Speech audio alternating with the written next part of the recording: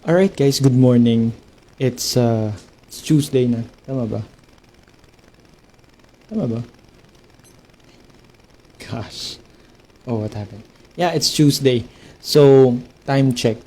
Alright, time check. It's 1:10 a.m. sa buong bansa. Right. Okay. Na-miss ko to. Siguro it's been several days na kami nakapag-live ni Shay. Yung last na live ata namin is yung review namin about the Falcon and the Winter Soldier episode 5.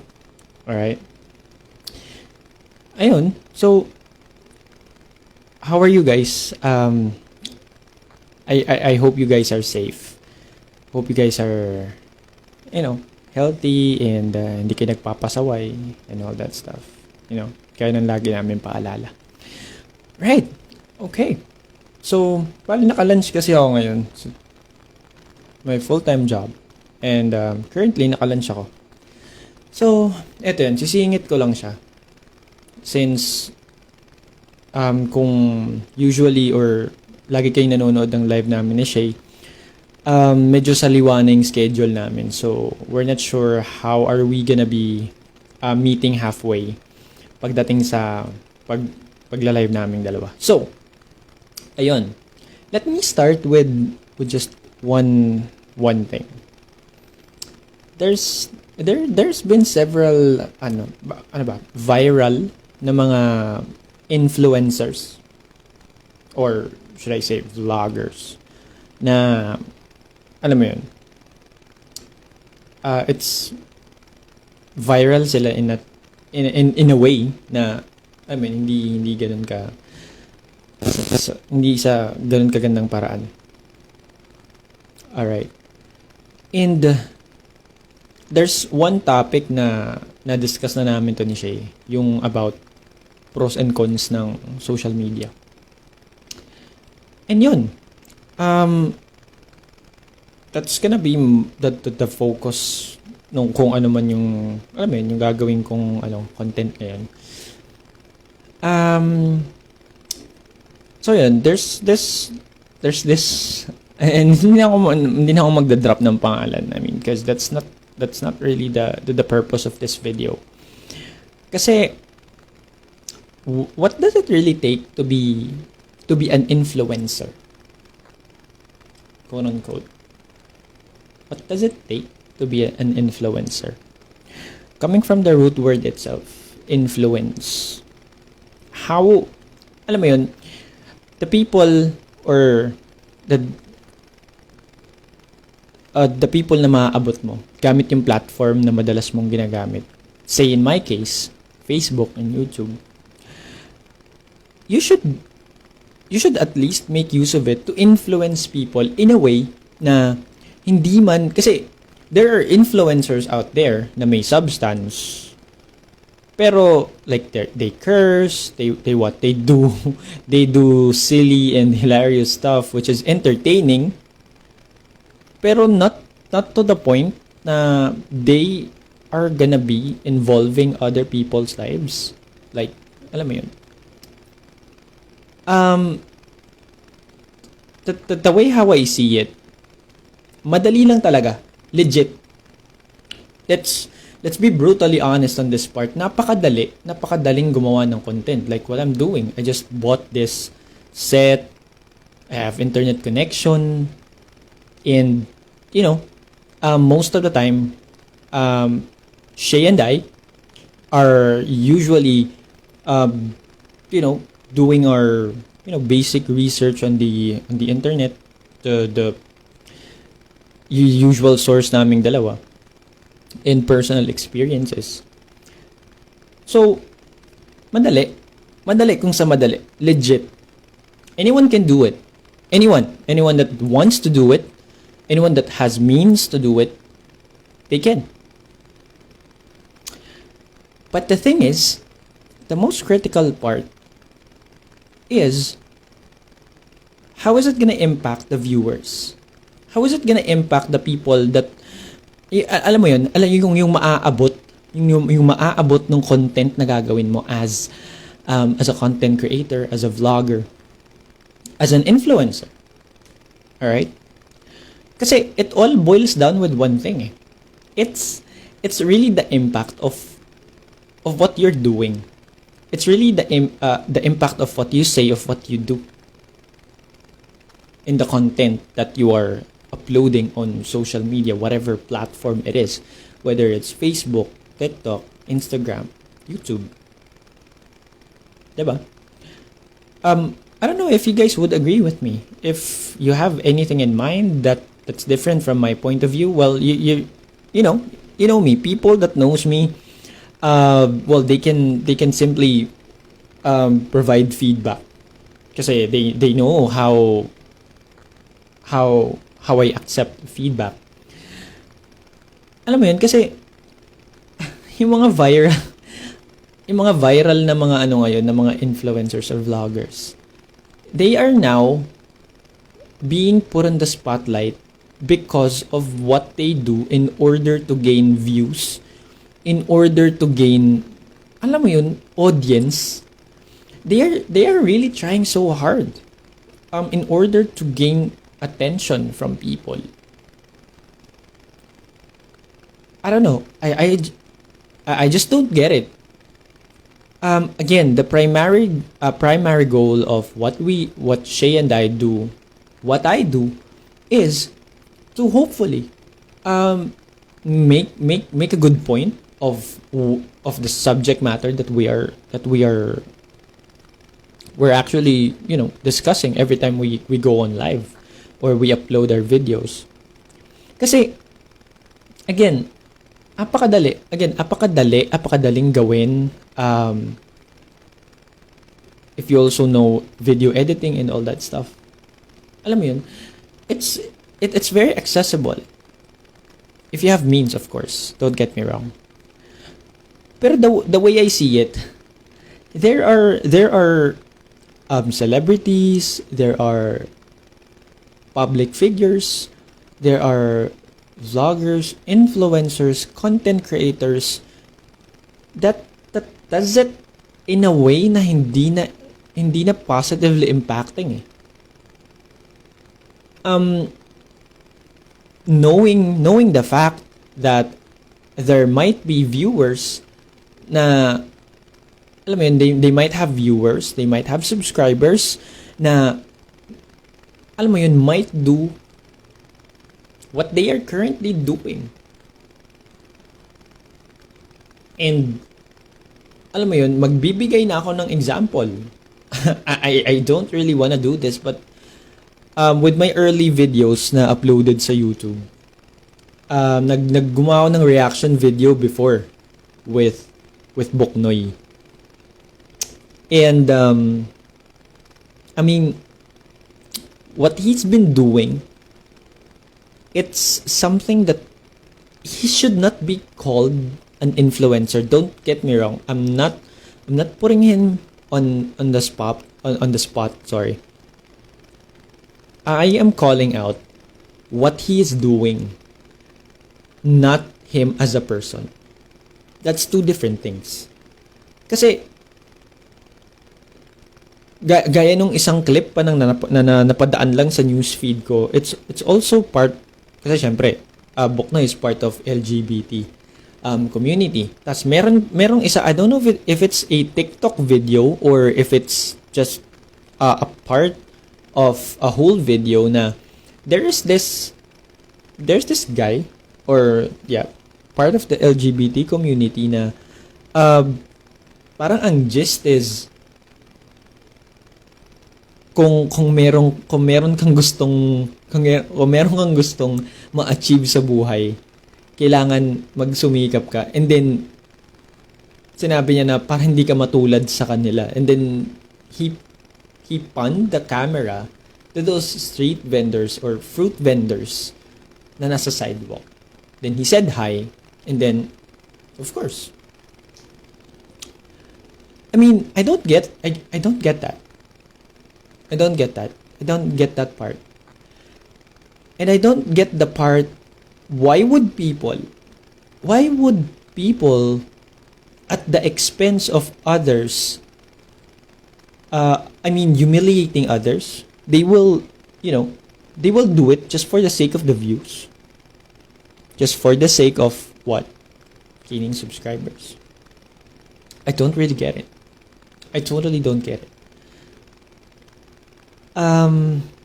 Most probably they are looking for attention that they haven't got from, I don't know. I'm not trying to diagnose anyone here, but of course, in everything has its cause.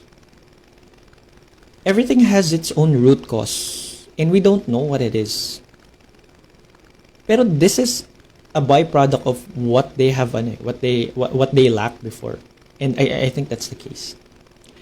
And meron ding isang celebrity, meron din, alam mo yun, the main, yung pinaka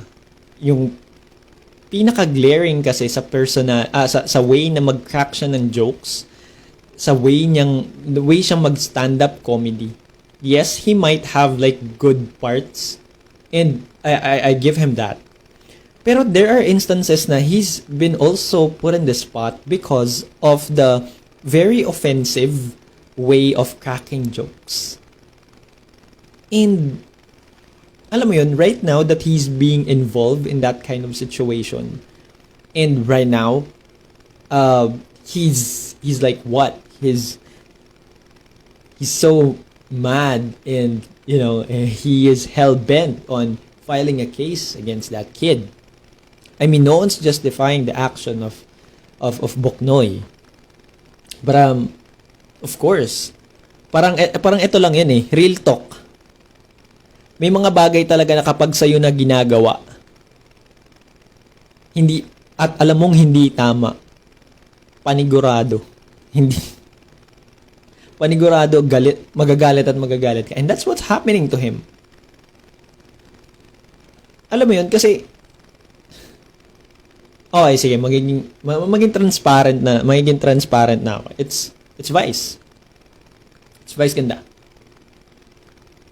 Again, he has good points in terms of, kasi there are clips na napapadaan sa newsfeed ko. I also watched their show before, noontime show. And syempre, meron din siyang mga magagandang points. Yeah, I agree. Pero there are a lot of, alam mo yun, jokes na off, and at the expense of other people's humiliation. And then right now, he's being a victim of that. And I don't know. I just don't know. So lang masasabi ko dun whatever, you would really, you would really at some point reap what you sow. Kasi syempre, of course, alam mo yun, nakikitaan siya ng ganun Nakikitaan siya ng ganung klaseng mga behavior on national TV. Nakikitaan siya ng ganung behavior. Thus, it makes other content creators out there na, bakit sa kanya lumulusot? Bakit sa kanya parang okay lang? So, parang, alam mo yun, this is just my opinion right here, na you know to yourself na, alam mo yun, if that's the way, if that's how you do things, and then kapag ginawa na sa'yo, you would really be driven mad. And that's what's happening right now. And then, again, babalik tayo dun sa main, sa main subject, kung bakit ako nagla-live ngayon. Kasi, that only means one thing. And I am trying to make a point na, if you really want to be a content creator, a vlogger, that will make an impact, positive impact, you should make use of your craft. You should make use of your talent with, being, alam mo yun, yung pagiging kengkoy, or yung pagiging komedyante. Make use of it in a way na, alam mo yun, it's not gonna humiliate other people. It's not at the expense you can entertain people not at the expense of other people being hurt in whatever area that is. Kasi may mga pranks na prone sa physical harm, may mga jokes na prone sa emotional and psychological aspect. So that's the point that I'm trying to make. So yun, maybe and probably there are people out there that knows me that might tell me na I have points in my life na I've done that. And I can only say one thing. There has to be a cause. There has to be a way, or there has to be an instance kung bakit ako nag-snap ng ganun. And I'm not justifying it, of course. The main reason why I'm doing this, it's not because nagmamalinis ako or what. Because I am trying to be better. And this is, I think, my way in order for me to do that. And I guess for the netizens out there, this kid, Buknoy, might have done bad shit before. Yeah, I agree. I definitely agree. Pero, come to think of it, he's still a kid. He's still a kid. And I think he's still... Alam mo yun, lahat naman tayo eh. We deserve a chance of redemption. There might just be a time that this kid has to encounter or has to experience one thing that might change his current point of views and his current actions. And all it takes is us. Kasi yung mga taong mas nakakaintindi, yun talaga dapat yung mga tumitingin sa sa bigger picture. Sa kung ano yung nasa, alam mo yun, what's behind the actions that is being done by people around them. And that takes maturity. Mind you guys, that takes maturity. Then again, going back, it takes also maturity again and again to make use of the platform that you will take or that you will use if you are planning to be a content creator, if you want to do vlogging, if you want to do the stuff that I do. It takes it will take a high level of maturity because people will also disagree with what you think is right. Or kahit wag na nating sabihin what you think is right or what you think to yourself is, your point of views are. There are people that will disagree. It takes a lot. It takes high level of maturity in order for you to accept that not everyone will agree to your opinion. So yun. Oh, makabilis ng oras. Wait. Yun. Okay. Uh-oh. So yun. I'll leave you guys with with one thing. Siguro one thing na ma-share ko. One thing that I've learned in life. Life is, at some point, it's like a boomerang. Kasi pag hinagis mo yung boomerang, it tends to go back to you. And that's it. Whatever you throw, it will always go back to you. Unless, of course, someone catches the boomerang. But normally, whatever you throw, it will definitely go back to you. So it's up to you to make use or to make sure that whatever you throw to the people around you, it's something good. Something good will come out of it. come out of it. I mean, let's, gaya ng lagi namin sinasabi ni Shay, let's start. Let's normalize being human. We're called human not only because, alam mo yun, not only because we're on the top of the food chain or whatever. We're being called human because we're not like animals na, diba? We should always look into, each other's back. Diba? Not dragging people down and things like that. So, yun. I've got 2 viewers. Nice. Itong madaling araw. Good job. Time check. It's 1:31 a.m. in the morning. So, yun guys. Yun lang. Gaya na lagi kong paalala, ha? You guys always stay safe. Kung wala naman tayong, alam mo yun, business sa labas, huwag mo tayong lumabas. If you'll be working outside, always make sure to practice social distancing. Wear your face mask, face shield. Always bring your alcohol.